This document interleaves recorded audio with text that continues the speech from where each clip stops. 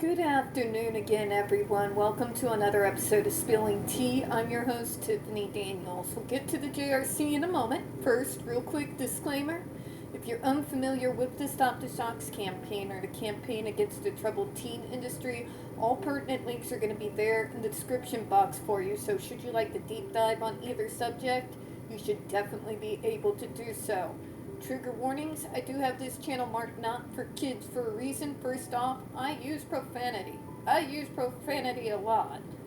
And when we talk about places like the Judge Rotenberg Educational Center, you're going to hear vivid descriptions of and catch clips of surveillance footage of people with mental health issues and disabled people being tortured and abused. So if you got a child that is 16 and younger, they're watching this, parental supervision, very obviously advised, alright? Alright, so, where we left off last time, shall we? Just so you know, it's going to be brief. I'm late and the hanger is real. This one says, hello, comment regarding restriction and banning of electric shock therapy and treatment on autistic or neurotypical individuals. Honestly, I don't think they put a shock device on neurotypicals. I could be wrong. I just haven't heard of it in recent history. I come out in support of the ban due to unconstitutional nature of cruel and unusual punishment and torture being inflicted on these individuals. Oh, damn. They're going the flag-waving way of protest. I approve. I weirdly approve. Get on with your bad self. Tell them how they are a disgrace and a dishonor to the founding fathers. Although, you can't really say that considering, but that's another topic entirely that other people have covered probably a lot better than me. So, electrotherapy is a violation of human rights and dignities, but it is also unconstitutional and should be banned for use in the United States. Go off. I don't like that person. It's kind of like me. Like, actually, no, the whole thing needs to be burned down. Don't forget the salty earth. This one says, I request this type of cruel punishment be banned. Because that's what it is, folks. It is punishment built on a punishment model, and anyone who tells you modern ABA is no longer like that, what they actually mean is now they use PC appropriate terms, which literally none of us asked for. They did literally none of the things we asked for, and did something instead that literally none of us asked for.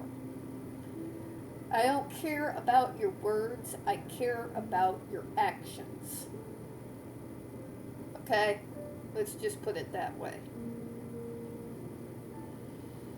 Gotta go down a little bit. Alright, this one, short and sweet. We should absolutely ban electric shock conversion therapy. It's nothing but torture. Literally everyone can see this. Literally.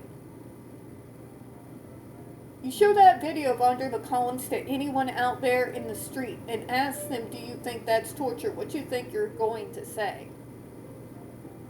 You know, just putting it out there. Alright, so this one here says, hi, I'm the parent of an autistic child. I do not want students to be punished by getting shocked. If we would not do this to anyone else, we should not be doing it to disabled children. Thank you!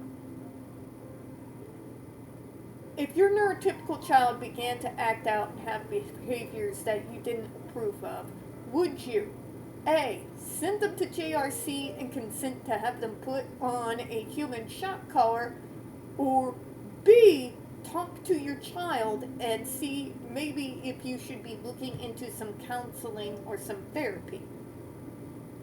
Because most parents is going to go with option B. So why do I, because I have a diagnosis, deserve a treatment program like the JRC has, as opposed to the neurotypical kid? But they wouldn't need it because,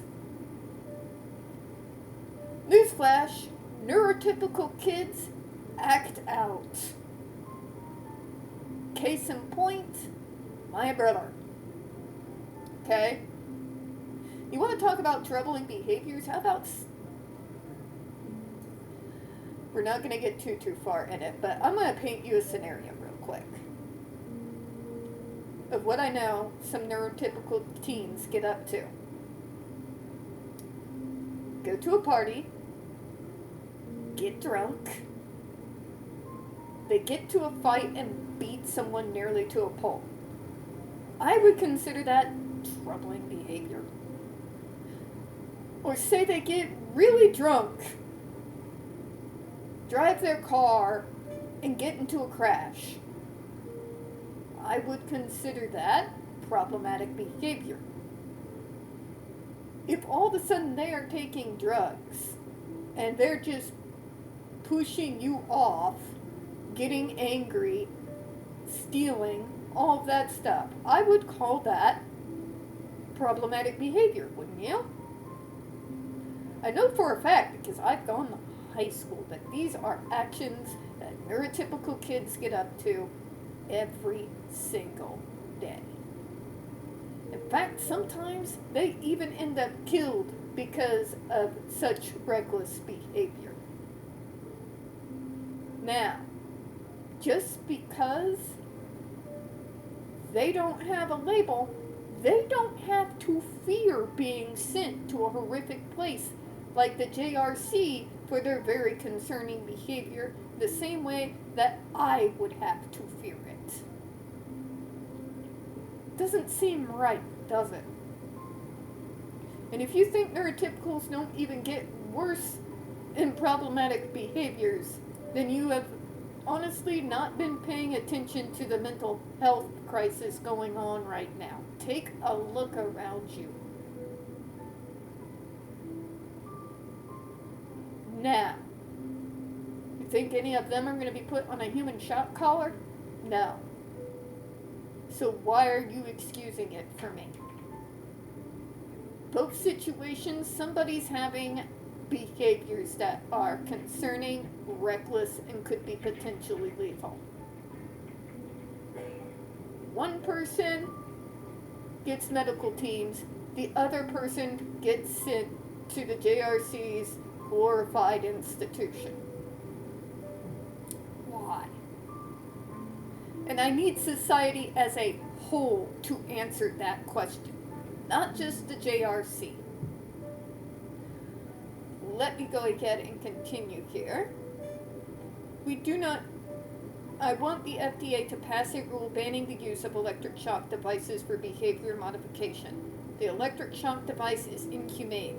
People should not get treated that way. There are lots of other ways to help people with disabilities without shocking them. People with disabilities across the U.S. don't get the device used on them. Thank you. We come back to it again. The math just simply is not mathing. And that really should tell you everything you need to know. But in the meantime, we're going to close out this particularly short video right now, because if I don't eat, I'm going to get all irritable. It's usually not a good thing. So, we don't get very many views on this channel. The few we do tend to get removed. So please don't forget to hit the like button, hit subscribe, don't forget to hit the comments, and make sure that you are still set up to receive notifications. Next Saturday, we're going to have our next episode of Down the Rabbit Hole, and on Sunday, we're going to have our next episode of The Snake Oil Salesman. I don't want you to miss anything. I appreciate your time, and as always, we here at Spilling Tea hope you have a good one. It is movie food time. Goodbye, everyone.